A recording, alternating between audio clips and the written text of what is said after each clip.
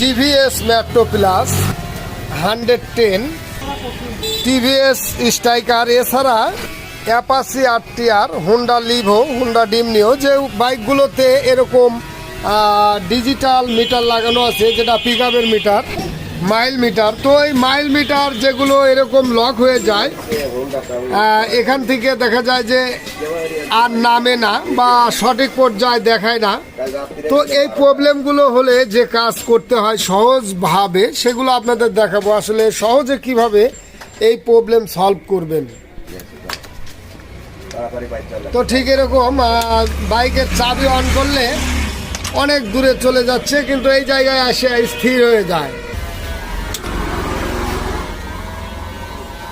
তো বারবার আমরা চাবিতে দেখছি একই অবস্থান দাঁড়ায়, ঠিক এখানে এসে থেমে যায়। তো এগুলোর জন্য যে কাজগুলো করতে হয়, প্রাথমিকভাবে আমরা সিটটা খুলে নেব। এছাড়া আমরা ব্যাটারির সাইডটা খুলবো। আমরা প্রাথমিকভাবে দেখব আসলে সহজে যদি এটা রিমুভ করা যায়, তাহলে আপনারাও কিন্তু ওইভাবে সহজে রিমুভ করতে পারবেন এই প্রবলেমটাকে। তো আমরা প্রাথমিকভাবে ব্যাটারির সংযোগটা আমরা খুলবো।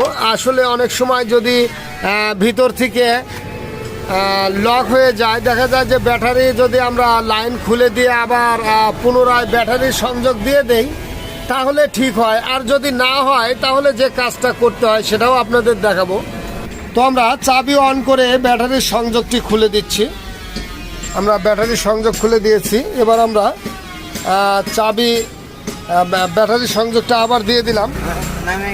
ঠিক এরকম এক চান্সেই কিন্তু ব্যাটারির সংযোগটা খুলে দিয়ে আবার যখন সেটিং করা হলো, তখন কিন্তু ঠিক হয়ে গেল। তো এরকম আমরা যদি প্রবলেমে পড়ি, তাহলে আমরা কিন্তু আগেই মিটার খুলব না, যেহেতু প্রাথমিকভাবে কাজ করার মতো অবস্থান হলো ব্যাটারির সংযোগটা চাবি অন করা অবস্থায় আমরা এরকম খুলে দেব।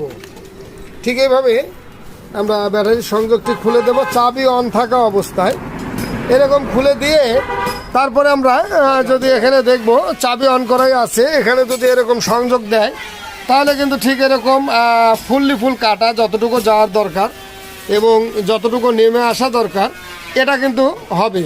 তো আপনিও পারবেন, যদি এরকম আটকে যায় তাহলে কিন্তু এভাবে কাজ করে দিলেই হবে। তো ধন্যবাদ সকলকে, ভালো থাকুন, সুস্থ থাকুন।